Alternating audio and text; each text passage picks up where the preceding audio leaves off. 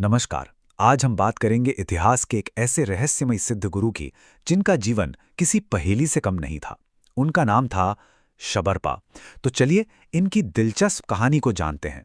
तो सबसे पहला सवाल जो दिमाग में आता है वो ये है कि आखिर थे कौन ये शबरपा। क्या वो जंगलों में रहने वाले एक शिकारी थे या फिर एक बहुत बड़े विद्वान। यही वो विरोधाभास है जो उनकी कहानी को इतना ज्यादा दिलचस्प बनाता है। तो चलिए इस रहस्य को सुलझाने की शुरुआत करते हैं उनके नाम से ही, शबरपा। शबरपा, इस नाम का मतलब क्या है? इसका सीधा सा मतलब है वो जो शबरों की तरह जीता हो।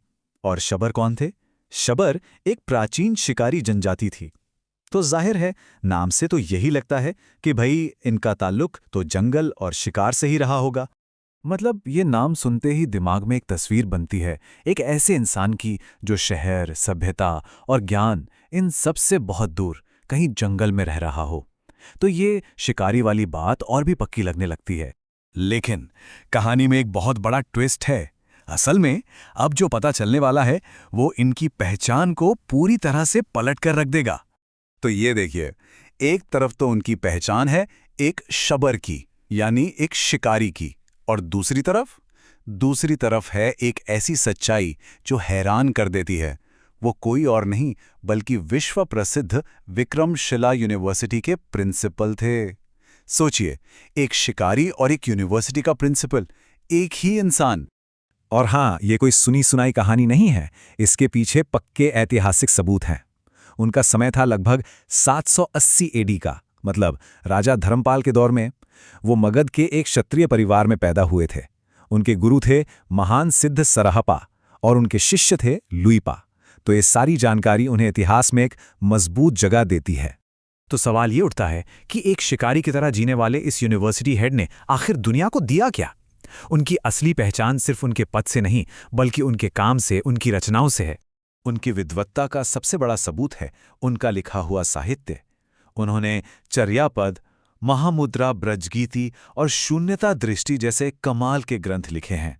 अब ये काम किसी शिकारी का तो नहीं हो सकता है ना? ये तो एक बहुत ही गहरे दार्शनिक और गुरु का काम लगता है। उनकी पूरी टीचिंग का जो सार है वो उनकी इस एक मशहूर लाइन में मिल जाता है। जरा ध्यान से सुनिएगा। छाड़ू छाड़ू माया मोह विषम दुदोली, महासुबह विलसती सबरो लैया गुण माहोली। इसका मतलब क्या है? इसका सीधा सा मतलब है कि ये जो दुनिया का मोह माया है, ये जहर की तरह है, इसे छोड़ दो। और जैसे ही कोई इसे छोड़ता है उसे महासुख मिलता है। और ये महासुख सिर्फ खुशी नहीं है, ये परम आनंद है, असलियत की एक गहरी समझ है। कितनी सरल और साथ ही कितनी गहरी बात है ये। तो फिर आखिर में शबरपा की विरासत क्या है? हम उनके जीवन से क्या सीख सकते हैं?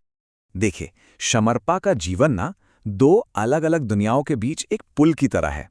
एक तरफ है एक तपस्वी का सीधा अनुभव, प्रैक्टिकल नॉलेज, और दूसरी तरफ है एक विद्वान का किताबी ज्ञान, थ्योरी।